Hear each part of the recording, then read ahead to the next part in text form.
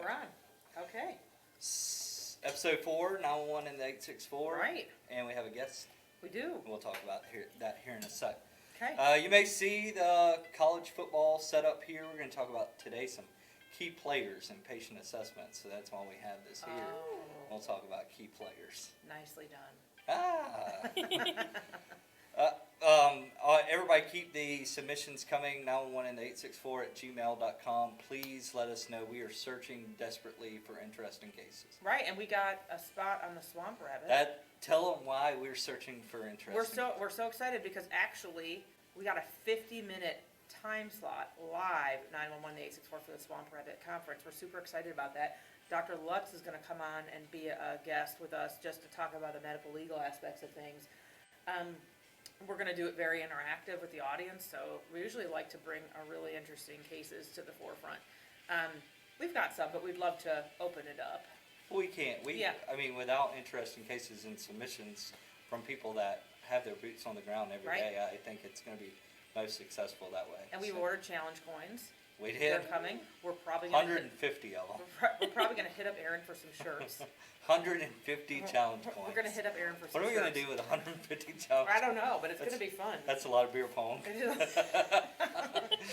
All right. We'll get started today and talk about how, and just like every episode, we're going to go in our particular order. We'll start with our content corner, get a research roundup, interesting cases, and then we'll get a closure. Yeah. First off, though, we want to clear up some. I have had several people ask me about the Barbie picture. It's true. So this is a really. And for our podcast viewers, what we're looking at here. Yeah, it'll be posted online too. But it's a brain. And we're looking at the motor cortex and the sensory cortex really. But if you look at it and you imagine that you would stick a Barbie doll's feet, break down the middle, and bend her over the side, as awful as that sounds, it lines up with every aspect. Like if her hands are by her side and it lines up like this. And then you'll actually see that like there's reasons like on these, like why are some things like so big? Like the hands are so big, the face and mouth are so big. That's because the innervations are so much more there. Right, that makes sense. Like your face is very innervated, your hands are very innervated. Different, like your neck is not as innervated as everything else is. So anyway, this is a reference point for you. You can certainly screenshot it or reference anything like that. And this is what I meant by the motor cortex with the Barbie doll. Standard size Barbie? Yep, a standard Barbie. Okay. If there wasn't a shortage in toys or the supply chain, I'd have got one for you. Or if I didn't think it was going to be subtly inappropriate. Scared me when you were talking about bend her over, and I'm like, no, I don't do that fast. All right, anyway, let's move on to this week. Okay. Content corner. Sorry. No, you go. She owed me a Pepsi. I do. The reason Kaylee is here, she had an interesting email submission talking about the clues that we get during a patient assessment. So I figured we talked and we were like, why can't we make that content corner? Because there were some good ideas and things that we do miss because we try to say systematic, but we also get complacent sometimes too. And some of the results, if we were to get complacent on our patient assessment. Or what if it just doesn't allow you to be systematic? Like the case in front of you, you have to go out of what you typically want to do because you have to take care of something immediately, and then your system's all messed up. So you kind of have to work around that too. One thing I've always said is you can drop a tube from across the room. You can stick a vein with both hands, and my cohort Tom Isbell, he says he can do an IV with both hands.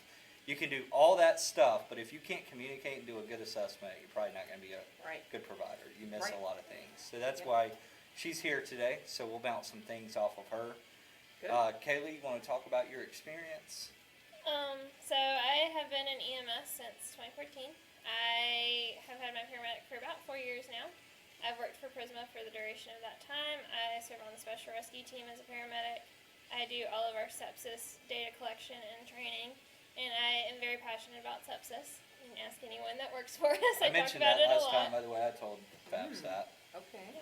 And I also have a lot of teaching experience at the EMR and some of the EMT level as well. Okay. Well, thank you for coming down here from the drive, what is like 45 minutes away, just to hang out with us. So we appreciate you following up with us. Also, your challenge coin should be on the way. So. Exciting. Thank you for having me. Yeah. Both of y'all. Send all email submissions to Challenge Coin. All right, we'll get started with Content Corner. And then we're going to talk about our key players in patient assessment, hence why you see the football here. These are key players to me. These are probably some of the top-notch ones right here. And we're actually going to continue this and talk about some of the more in-depth assessments, some of your secondary type stuff that we don't necessarily. These are more primary assessment related, so these are our key players of the game type people, the people that get interviewed. First off, skin condition. Fabs, you've talked about this on several episodes. Pale, cool, diaphoretic patients scare you. Yeah, if you're not terrified by a diaphoretic patient, then you should be you need to go back and study some more, is my thought, because they are terrifying, especially a young person who presumably, I have heard time and time again from EMS, yeah, but their vitals are normal. Yeah, till they're dead. That's what they do, right? They compensate, go. So diaphoresis is terrifying. What makes them pale, cool, diaphoretic? I often think, first off, is just low perfusion. Let's talk about other things. Right, which, I mean, can be that. I mean, like then you spin off that and say sepsis, cardiogenic shock, and you go kind of bleeding. Like, I mean, they're gonna shunt all their blood to their core anyway. So, there's so many times, even with the flight crew, that we've given blood and we've heard, why did y'all give blood? Well, because they look like crap. Like, I mean, like, yes, their blood pressure was okay, but they were okay. And so we kind of have that. Can we talk about diabetics? Oh, yeah. And diaphoresis. Can we talk about that for a Yeah. Because when I think about pale, cool, diaphoretic being top player, and then I think about diabetics. Sure. You most of the time when you go out on I mean, you could get there and they may be a little hypotensive or whatever, but they're normally they'll be normotensive, and blood sugar's 32, and they're sweating, and they're pale and cool. So what's happening there? Well, I mean, that's the body's response, right? Yeah. It's in distress. I mean, Right. and then they start to sweat and everything else, and then, of course, they're cold, but they're not sweating because they're hot. And then it's a metabolic process at that point. But you do worry, actually pretty impressed when people are able to have that response as a diabetic, because a lot of them have some sort of other disease process like hypertension or on a beta blocker, and then they won't have any reaction. Like, they'll still sweat some, but they won't be tacky, they won't have any of that other stuff because they're beta blocked. And so that always becomes an interesting point. That beta blockade was going to come up later in our presentation too, but I think, yeah, low sugar.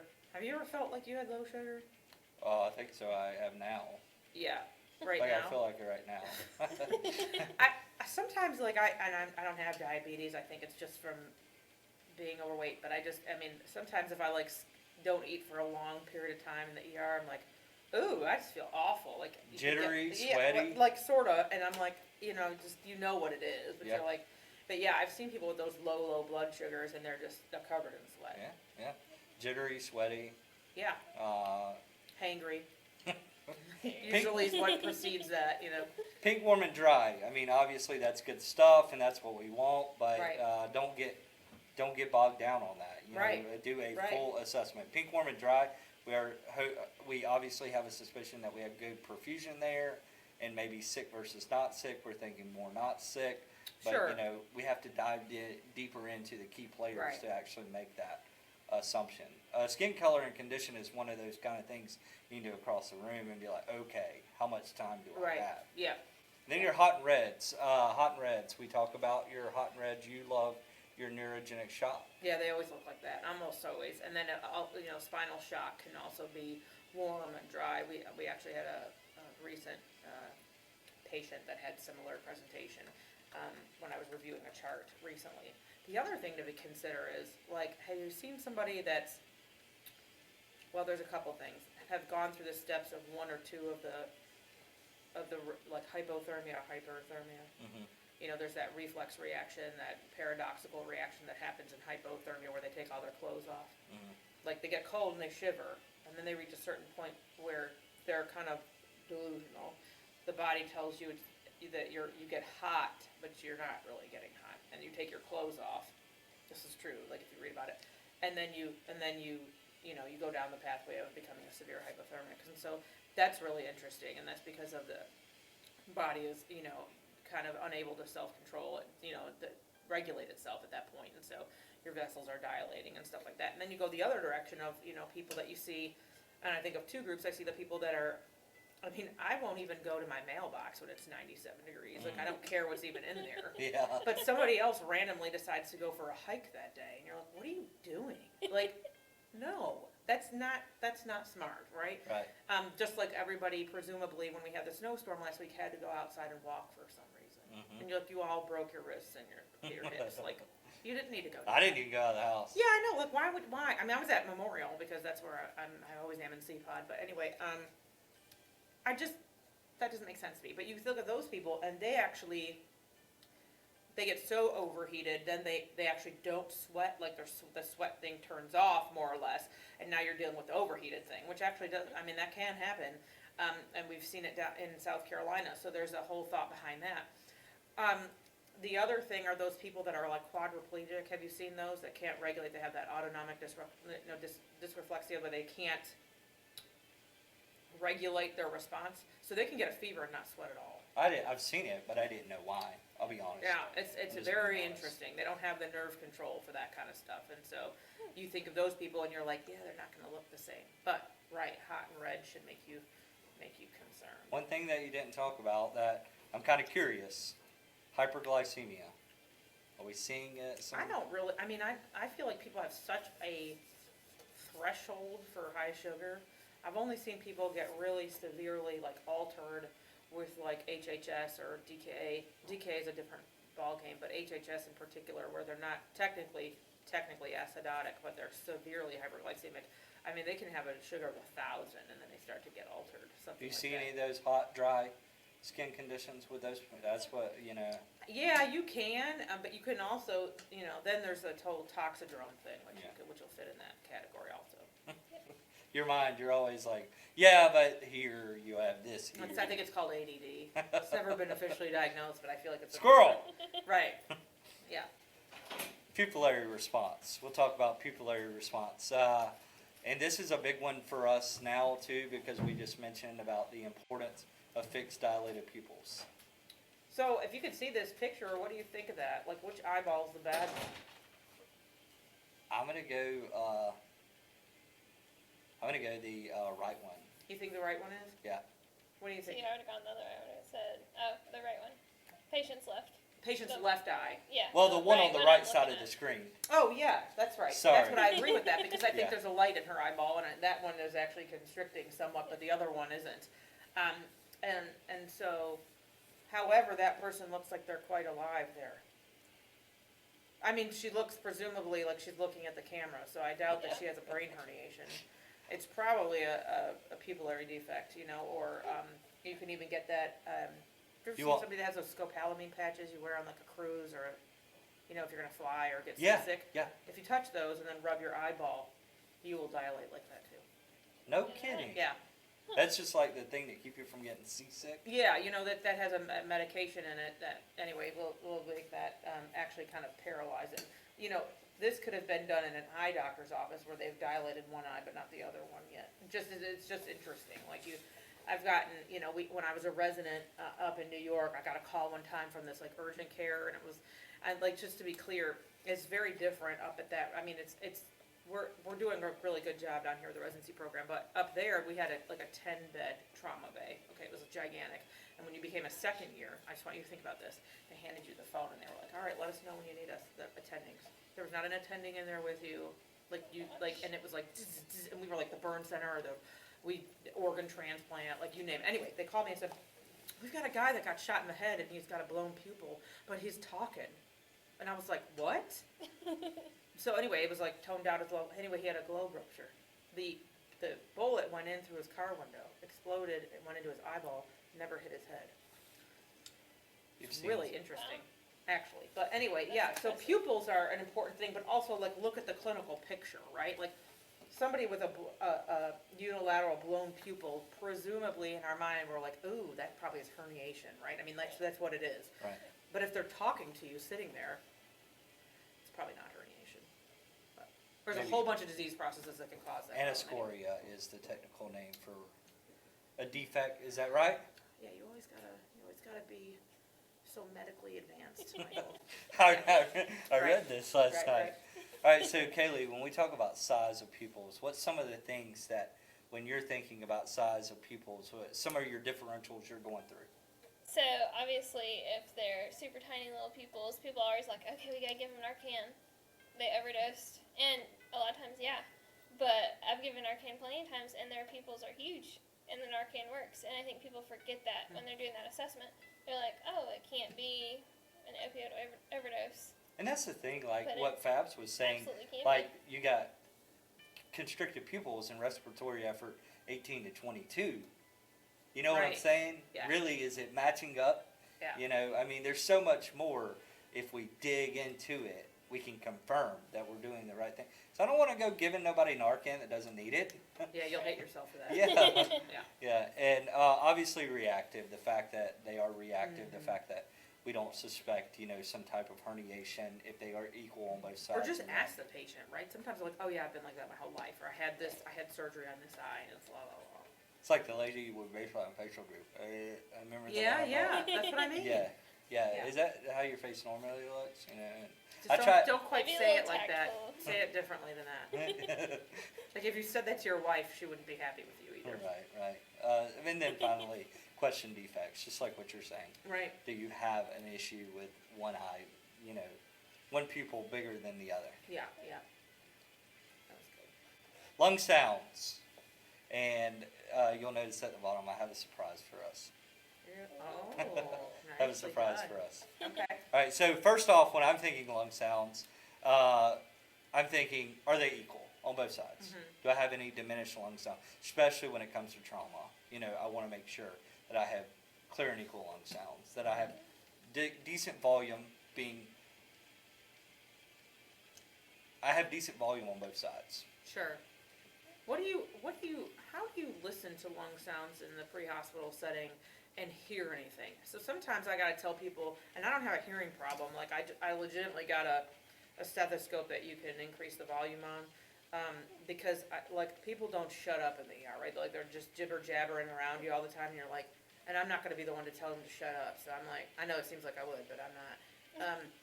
You can't do that to your staff, or they'll hate you the rest of your life, so. I listen to one, I listen to the other, and sometimes and I don't know if it's just me because of, my inability to focus sometimes, that I'm like, I gotta focus in on this. How do you listen to it in the pre-hospital setting and hear anything? You see that bottom right there, and I'm gonna ask Kaylee how she does things, just because I don't get to practice as much as I would like to. Yeah. But I've always been a back. I've always been a person, especially with Americans that increase adipose tissue. I've always went to the Like back. the back uppers, The- mostly, right? I mean, mostly. Yeah, I'm a big fan of listening Like from the here. back. What about you? How do you hear it when there's everything going on? So I tell people to quit talking all the time. Oh, yeah. So, and that's one of those things I like to do on scene. That's one of the first things. And then you on listen scene. again, maybe when you're in the truck somewhat, Yeah. like if you're really worried, you listen again there. Generally, the scene's quieter, or you can make the scene quieter than when you're bouncing down the road in the back of the See, I truck. don't know these days. Yeah. Bouncing down the road, it's really, really Yeah. tough to listen That's to. what I mean, and I think Yeah. sometimes, like if you've hurried off scene because the patient's real sick or something, I'm like, when they're like, oh, their lungs out. I am more appreciative of somebody that's like, listen, I couldn't hear anything because it was loud. I'm like, okay, at least you're honest about it, and you're like, if you don't know, I don't know. Sometimes it's hard. Bouncing down the road is tough. Like, Yeah. I've always said, like, listen to the lung sounds. If you don't take the time to listen to them in a quiet, without bouncing down the road, it's almost like not skinning the back before you put somebody on the backboard. That ship sailed. If you're going to the hospital, Right. that Yeah, ship sailed. that's right. So don't be adventitious. I kind of took this from don't be suspicious, don't be suspicious, which we already talked about singing this morning. So adventitious lung sounds, we talk about wheezing, crackles, what do they mean to us, rails, what does that kind of stuff mean to us? So wheezing, what does wheezing mean to you, Doc? Usually asthma or COPD, but I'll tell you, if you're pretty far along the process, you'll only hear boo, and then you give them a duoneb, and then they sound worse. Expiratory? Usually. Listen to this story. I was out with a lady that was a well-known COPD her, and I got out with her, and you could hear it from the door. I mean, I didn't even need stethoscope. You know, you could hear it from the door. And I give her a quick albuterol treatment. She asked me to be very judicious with like CPAP because she would get very, very nervous. And I got her in the truck. We fully assisted her. Did not let her walk at all. She's a very young lady. Got her in the truck. We were talking about doing a reassessment, reassess lung sounds, and she was one of those ones that I was like, well, you're still wheezing, but you seem like you're moving a lot more air. You're moving air more, but Yeah. you sound horrible. And yeah. she looked at me, and if I'm wheezing, I'm okay. Yeah, so she already knows. Yeah. That's And she was interesting. like, just don't give me. She didn't want another treatment because it already made her jittery enough. Right. And Oh, so that I mean, stinks. it's one of those things, you know, listening to your patient. They That's tell right. you a lot.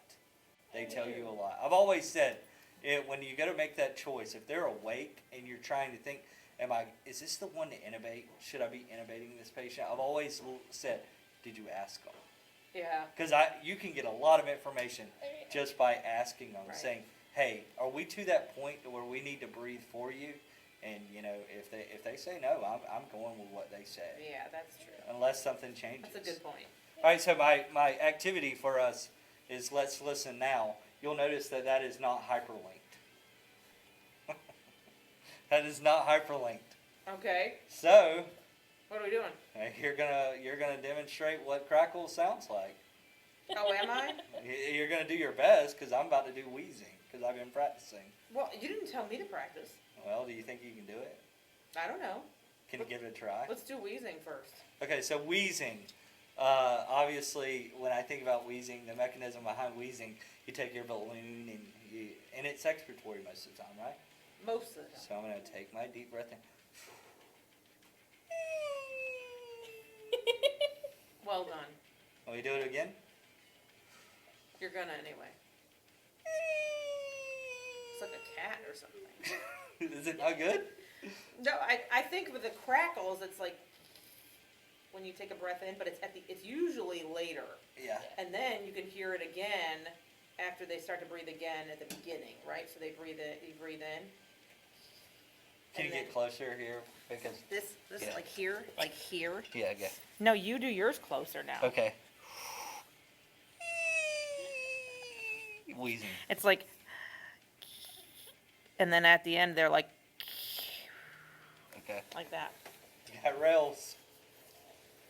No? No, I sure don't. That's like Can you get closer? like. There you All go. right, those I are the did lung the hand sound. movements. I All did. right, if you're wanting to That's know, impressive. if you're wanting to know how lung sounds sound, there it goes: crackles, wheezing, and rails. Get on a website, listen to lung sounds. I Right. don't really care, Right. but I wanted to do that. I thought it would be fun too. Fun. Yep. You should come do that when we teach lung sounds in the classroom. Oh, I'm getting hand signals and I'm too far away. Move closer. Getting too. This one I put in here for Kaylee because she's like a sepsis guru. I bring in trauma alert or whatever, and like they met sepsis criteria. I'm like, I really, do not. really, Kaylee, I really. do not. Let's have Kaylee talk about this actually, because Yeah. from the sepsis standpoint, you can be one or other, right? One end or the other. So Yes. So anything we're looking for 100.4 or higher, and then 96.8 or lower. And the big part of that is if you have that hypothermia, they're more likely to die at that point. right. And that hyperthermia, you've got time to fix it. And we like to catch it in that phase. But people always ask me, they're like, why don't you have to have a fever or have to have the hypothermia? Why can Sears criteria not include that? Because you could be in between. They could have taken Tylenol. There's so many things that can factor that temperature out Right. that having two of the other criteria, your heart rate, your tachypnea, that can be important too. Temperature doesn't have to be in there. Why is it the sickest of the sickest hypothermic though? Why is that? Well, I think it's probably metabolic, but also due to the hypothalamus. I think 'Cause the that's hypothalamus late can't- signs, right? That's exactly right. Yeah. Those people scare me more than the Yeah. hypothermics. If you Yeah. tell me you have a temperature of 100.5, or 105, that sucks. But I'm not Yeah, as it is. worried about you not as a rectal temp of 94. Yeah. Yeah, they are terrifying, because then a lot of times they're not even shivering, they're not doing anything. And those are late signs, right? Yeah, it's so late. Yeah.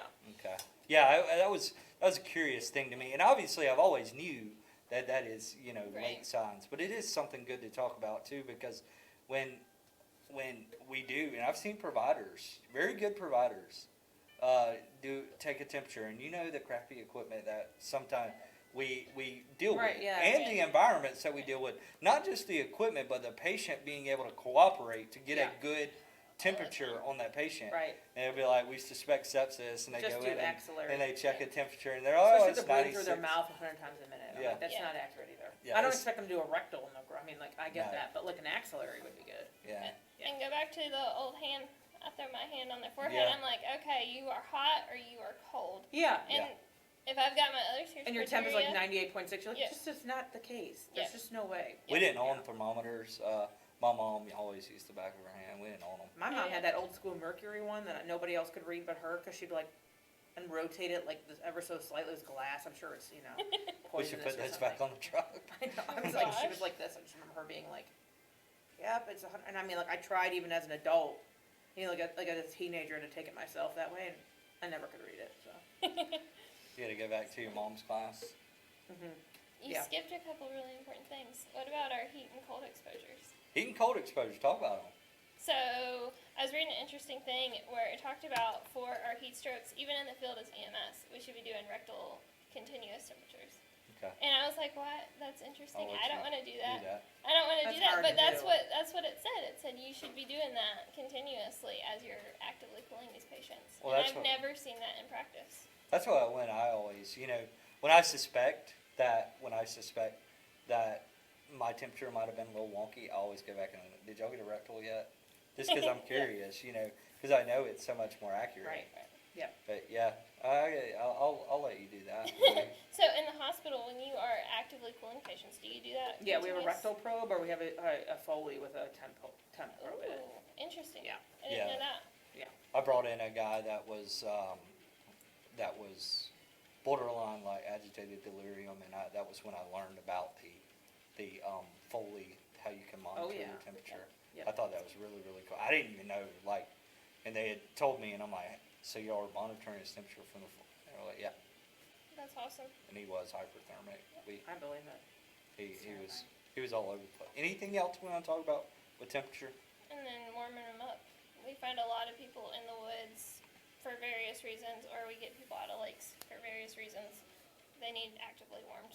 And that's something I didn't even think about talking about today, which I guess since I did mention it is especially when you get those behavioral combative ones that are just, temperature is a key indicator of how sick they are. Yeah, because they're usually in rhabdo, Yeah, because they've been fighting. and those are tough. Yeah. Because if you decide to make the attempt to, you actually have to protect their airway, that's a dangerous intervention that we're having to do. You know what I'm saying? Yes.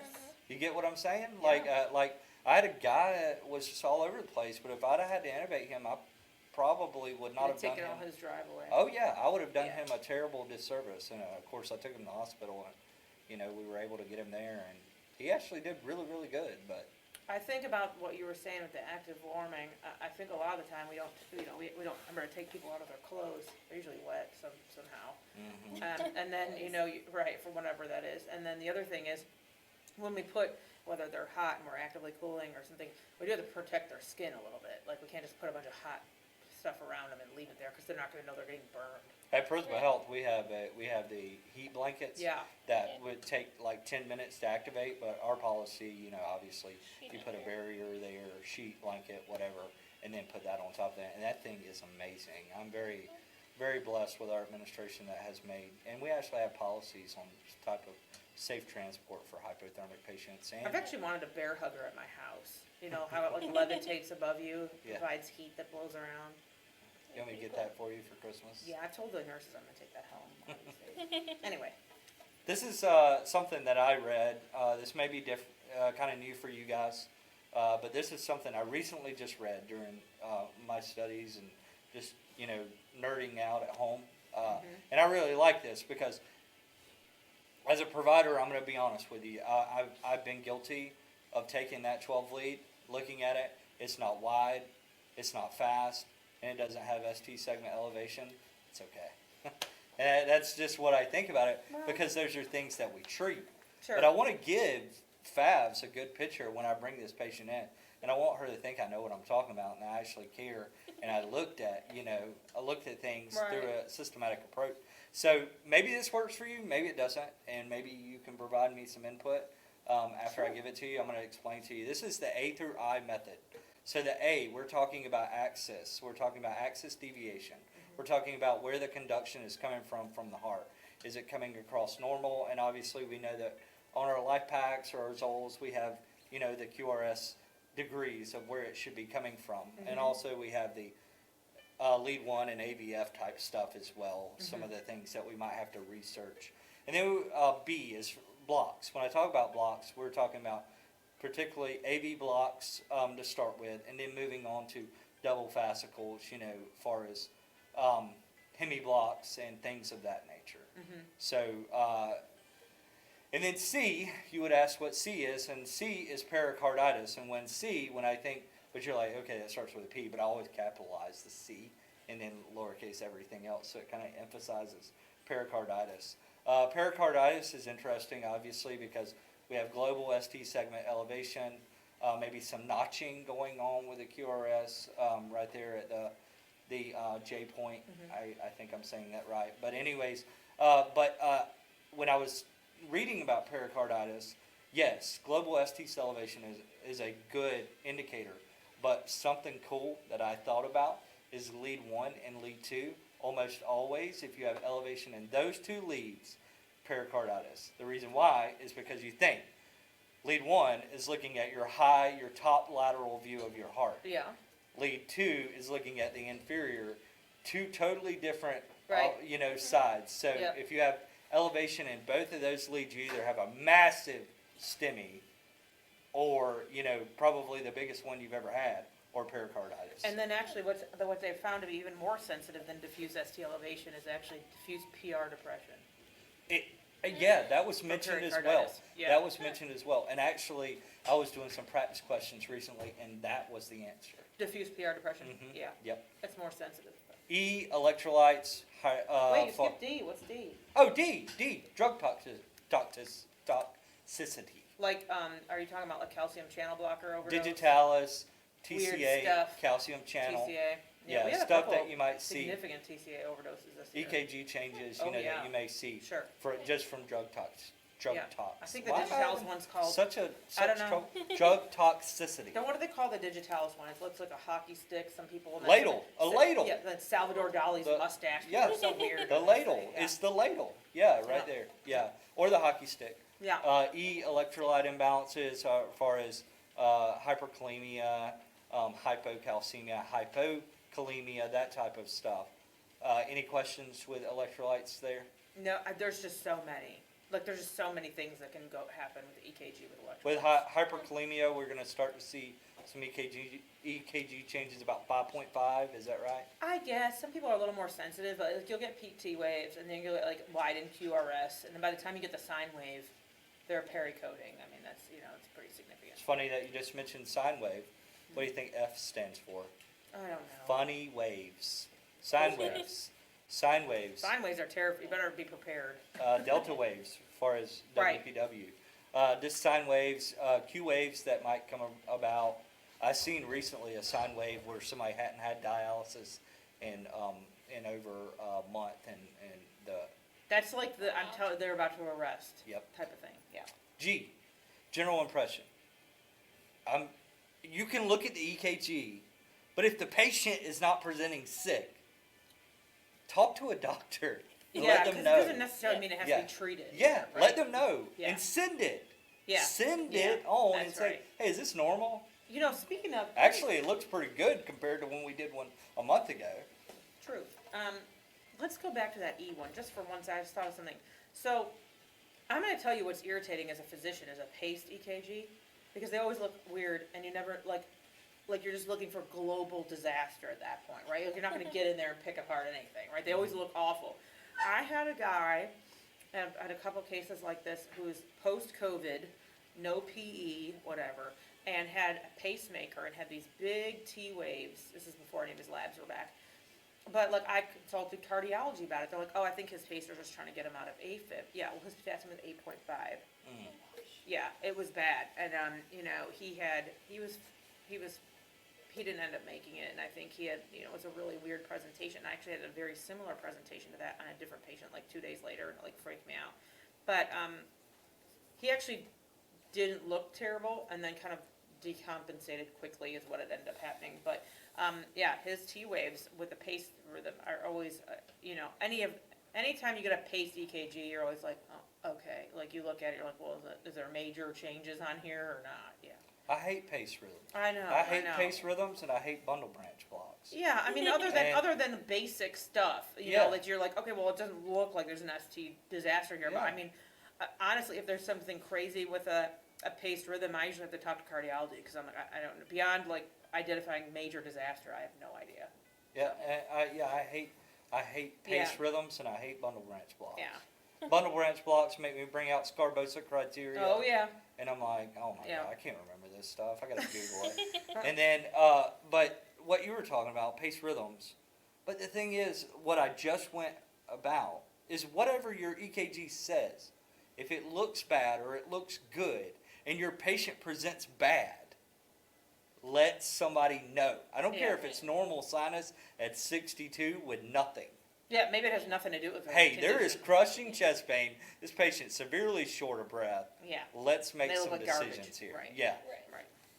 And then H is hypertrophy, specifically just some differentiations on LVH, you know, some STEMI mimickers and stuff like that. Yeah. And also, I didn't really dig into this, and when the article was talking about hypertrophy, but it talks about like increased P waves into like P mitral, or I don't really understand it. I just being honest. Yeah. And then finally, the most interesting thing is the last part of the assessment is infarcts. Was one of the things that every time I pick up a 12 lead, and I may still do this. I'm not saying that I will use this method. I really like it, but I was always looking. Oh, okay, no SC7L. Okay. You know, not wide, not narrow. You know, and then but infarcts was the last thing. Sure. But did they say why they put infarcts last? No. Interesting. No. That is interesting. No, infarcts were the last. Probably because it's really systematically the first thing we're looking at. So even though we're looking at axis deviation, we're already ruling out an infarct. It's in our head. Right. So that's probably why that's last, because they know that we're already ruling out an infarct. Interesting. You know what I'm saying? Yeah. I take the same approach every time I read an EKG, just because that's what was drilled into me during medical school and then residency, and it's really just like, say, is this sinus or not? Yeah. Where is the axis? You know, where are the ST changes? Are there any? I just go the exact same way every time. So pre-hospital axis deviation, I mean, it gives us an idea, you know, maybe where they're headed. It helps you, but not as much as you think it would. No. Not as much as you think it would. And that's first, you know, axis deviation. And I'm trying to just make sure that I have this right. All right, so 0 to 90, we're normal. Mm-hmm. And 180 to, which some of our monitors don't go to 180. Some of it go above 180. But let's see. So our axis deviation where we're extreme would be right above normal. And typically that's going to be like our 270 to 30, because don't we get like a minus 30? Yeah, that's what I mean. Like, unless it's an extreme right axis deviation, a majority of the time I don't find it very helpful. Well, that was an interesting content corner. A little longer than we usually do, but it was an interesting discussion point. Too long. Anyway, no, you're good. That's the point of it. So, let's go through these other sections that we usually do. Research roundup, I thought was interesting. We had mentioned this before. I had heard on a podcast of a critical care physician discussing like that you can't count on fixed and dilated pupils as a sign of poor outcome, and I thought, gosh, that's interesting. So anyway, I did find this article, which I screenshotted a picture of. I don't expect you to go look it up or anything. There's a lot of thought behind this, but basically they were saying that in this article that loss of pupillary light reactivity, meaning fixed and dilated, more or less, is recognized as a poor prognosis after CPR. That I don't think anybody's really disagreeing with that. But drug overdose, low cardiac output, and resuscitation drugs can actually lead to impaired pupillary light reflex. Anyway, so you're like, oh shoot. Well, me personally, really try to base my termination on a number of things, right? Like we're actively resuscitating these people, like giving it all we got. Like it's a good, like I need to know a good story of what led up to that. Like just, you know, if they're young, I'm gonna try real hard. If they're older and have 400 comorbidities and nobody has any idea when they were last seen, that's a little bit different. You always worry about the brain, right? Like you don't want to, you know. So I actually ultrasound all of my people that if I terminate and declare. Of course you do. Because I'm afraid they'll be sitting up in your dad's morgue, and I'll be on the news. So I don't like to do that. But of course you do. Right. So then I got nervous when I heard this. I was like, oh shoot, you know. But you know, how many times do we call from the field and say?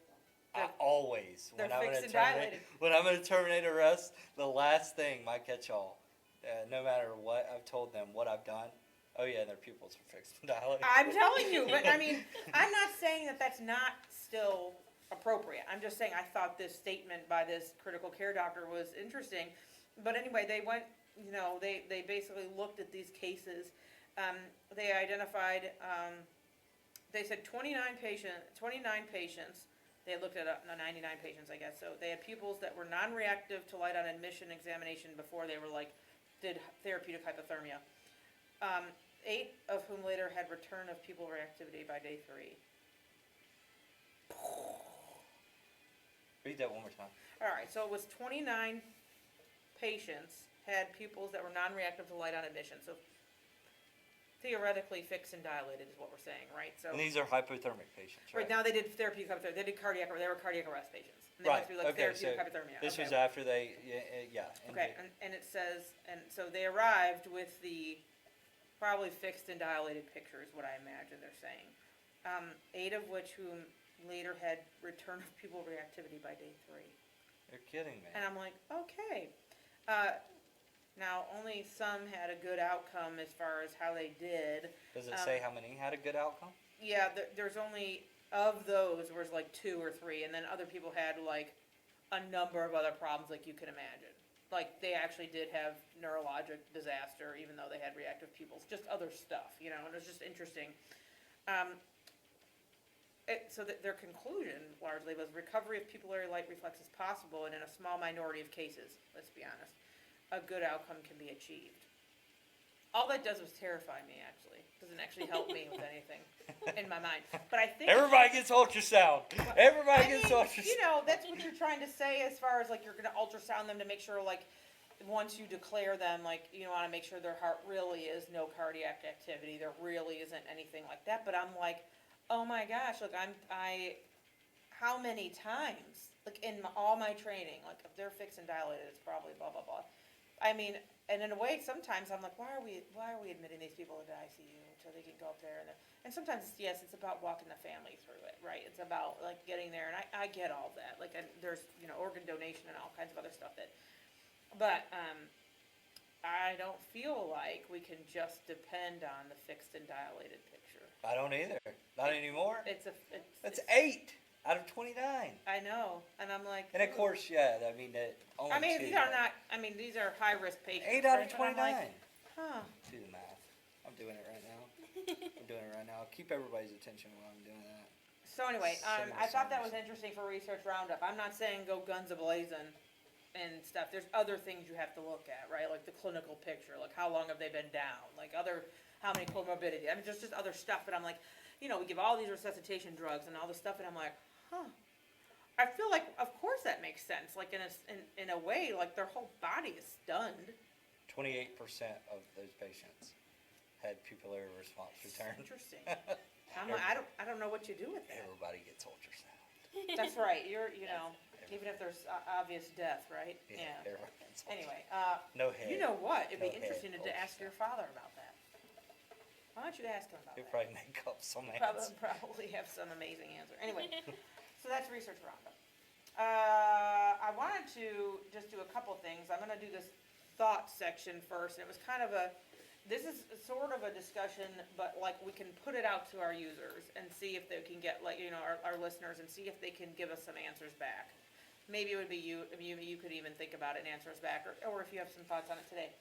What if you don't agree with your partner? Now, this happens all the time in the ER, and I don't mean pre-hospital. I mean, like, you don't agree with your consultant. You listen, overhear a case that your coworker is working on, and you're like, yeah, but have you thought about this? Or there's a way you can say something to them, and then you outright can say, well, I do, because but other people don't have that personality. It's like, no, it's probably this. Like, keep your mind open to this. Like, don't think it's not this. You know what I mean? But Wendy's has good breakfast too. Right. Is that what you're talking about? Sure. No. But I think I had a case this weekend where they brought me a patient, and these are all people I know, I've known for a long time, that brought this patient in. And one of the group, if you will, talked to me and aside, and I don't agree with what this report is. I want you to be aware of it. And I'm like, huh. I thought, first of all, that's ballsy. I'm glad they did, right? I feel like I'm a fairly approachable person. I'd love for somebody to tell me something about stuff. And what do you do in that situation? How do you reconcile that on a truck, or like when you're presumably giving a doctor a report, and like your partner's the one giving the report, and in the back of your mind you're like, just think about it. I don't know if we discuss it today or we just have it on our minds and think and reapproach later. I don't know. I Well, always vote say something. And I- there's a way to do that that's professional and isn't going to make you look like... What if both of you don't agree and you're at the hospital? Like, what if, like, presumably someone's going to shut you down, right? Like, the person this is their call, quote unquote, their call, right? You drove it in, it's Right. their call. But you've seen the patient, you've looked at the patient, or you had somebody else driving, maybe there's three of you on it, okay, whatever. And you're like, yeah, nope, like, I've always been a fan of tell me why you think that. Because sometimes I've been wrong. Tell me why you think that. Tell me what your rationale is. And if they can be like, oh, okay, well, it's this, I'm like, well, that's a good point that I wasn't thinking about. Now let me tell you what I was thinking and see if I can jog the same response from what if them. you're at the hospital then? I mean, here's the other thing, like, you get to the point where you have to work with those people the rest of the day, right? Like, you're stuck with those people the rest of the day. And I mean, on one small box on wheels, in my mind, I don't know, how do you reconcile that? What if you're at the hospital, you did what you did? Why do you think that? Or what if they are that type, such as the case that happened this weekend, where one of them is a really loquacious, dominant personality, and the other person is not. That doesn't mean they're dumb. They're just not that. Yeah. What do you say to the doctor? Do you say, let them give the report and say, yes, but I also thought about this as well? Like, do you do that? I don't know. It depends on 91864@gmail.com. Yeah, How about I want to pick your brains about Yeah, it. how Just about put it people out tell there. us what to do? And if you're looking for what loquacious means, so am I. So anyways, yeah, That'll be on send Wheel of Fortune later. send the stuff. All right, here's our case, our interesting case. This past week, and I had a 63-year-old African American male that did not take EMS in. Be amazed. That came in for coughing up blood for 1 day. That's his whole complaint. He has had some mild left-sided chest pain that radiates to the left upper extremity. No leg swelling, no recent surgeries, no recent illness. Heart rate is 60, blood pressure 132/73, O2 set 98% on room air, afebrile. This is his EKG.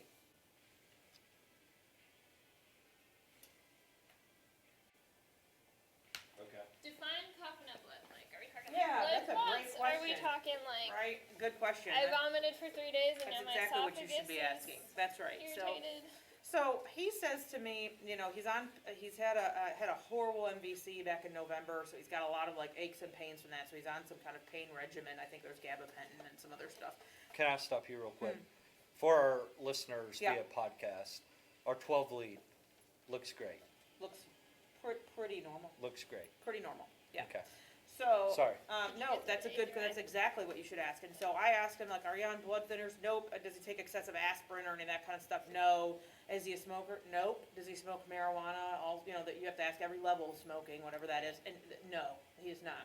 He's been taking all of his medications. It's like the typical run-of-the-mill medications or anything. He hasn't lost any weight, nothing like that. So anyway, he's got these aches and pains all the time around. And I'm like, okay, so he's like, yeah, it was like this size, maybe clot or something. And I'm like, but you didn't, and this is a good thing to have to ask, you didn't throw it up. You actually coughed it up. And he's like, yeah, I coughed it up. And I was like, but you haven't had a fever, you had no upper respiratory. He's like, no. I'm like, weird. So on your differential, of course, it's like bronchitis, pneumonia, right? Cancer, let's face it, that's on there. Maybe it's not coming from the lung, it's coming from the esophagus. That's always a thought. Is it a nosebleed that actually is going backward and not coming out of the lung, but coming out of the back of the throat? That's a thought. What else? Obviously, What's like the one thing this is like the case that they teach in like a textbook, but actually never is the case in real life? That's hemoptysis cause that we didn't name yet. oh, PE, right? That's always like coughing up blood is one of the listed, but it's never. How many times have you ever seen that in your life? It's like never, right? It's like never. It's like usually PE is like short of breath and pleuritic chest pain. Honest to God, right? So I'm like, this is so bizarre. So we do a D-dimer, even though I don't necessarily do those all the time. But this time, I'm like, okay, whatever. Anyway, super nice guy, very nice. And so we do this CAT scan. That blue star is covering up his information, and you will have to we'll draw circles around it. Yeah. To show. So what are we looking at? We're looking at so this is I always like to tell people like a CT scan. This is like if you cut the patient down the middle in this direction, right? Like if you cut them in half, and you're looking at them like this way. So this is their right lung, this is their left lung, okay? And this is a vascular exam. So this is a CT angiogram for PE study. Anyway, his D-dimer was a little elevated. Not through the roof, not ridiculous, but abnormal. Okay, whatever. So we did a CT scan, and I know I'm off the thing. I get it. Here and here, do you see that this would be very nice, good blood flow? Here it's all bright, and there's this big black blob here, and there's a black blob here, and there's little black blobs here. Blood clot. Get bilateral PEs, and actually you see this down here, this schmutz down in the corner. That's the medical term, just so you know. All right. That is probably pulmonary infarct from PE and a pleural effusion from a PE. Did he complain of shortness of breath? No, he had no have shortness, chest pain. but he had chest pain right there and pain to the arm. And why would that be? Diaphragm irritation, right? This is sitting directly on top of the diaphragm. Would it? How are his sats? 98%. Blew my mind. Can you go back to the 12 lead? Sure. Yeah. Let's Do go we back. have S1, Q3, T3? Not really. It's hard to see, right? Because it's kind of low voltage right here. Yeah. He's on a beta blocker, so his heart rate's 60. Always interesting too, right? Yes. Now he's beta blocked, right? I told you Yeah. to come back to the beta blockade. Yeah, these people Yeah, try he's to actually get doing us. well. We put him on a heparin drip, and he Yeah. actually went home on Xarelto. They literally could find no reason. He was COVID negative, just to clarify that, because I know y'all are thinking, COVID negative.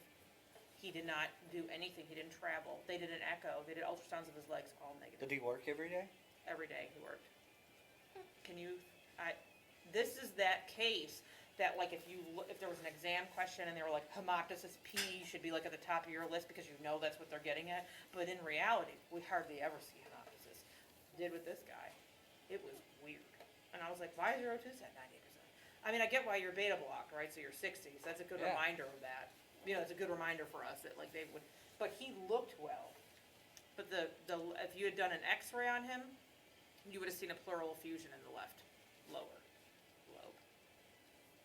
Okay. Or, Which would have caused you to do a further assessment, actually. He shouldn't have there's no reason for him to have a pleural effusion. You see what I'm were saying? you at Weird? No, it was at Memorial. Okay. Oh, yeah, that is a good question, because usually weird, because our cases come in great. That's what I You're correct figured, about that. that's what I figured you Yeah. were. So anyway, I thought that is a classic presentation, that's a classic presentation that they want us to know from a textbook that never happens. So looking at it from the standpoint of the A through I, he has good access, his access is perfect. Right. No There's no blocks. ST changes significant at all. I No mean, maybe blocks. he's got an S1, blah, blah, blah. You know, we answered the S1, Q3, T3 mainly for our test-taking purposes, but in reality, sinus tachycardia is the most normal, or sinus rhythm itself with no tachycardia is the most normal. EKG read for a PE. Yeah, nothing. Good looking 12 lead. I mean, It not was, bad. I mean, he looked well, and I was like, and I had a resident with me, I was like, let's just roll a D-dimer gamble and see what happens. And she's like, okay, and I was like, that guy's full of PEs everywhere. Oh, what was the D-dimer? Do you remember? It was like 4 point something. I know that sounds like it's high. I get all that, but or 2 point something. It was not even like 15 or something that you see. Most textbooks say that D-dimer being low is a lot more telling Yeah. than D-dimer being Right, because it slightly could be high for a number of reasons. Yeah. Yeah.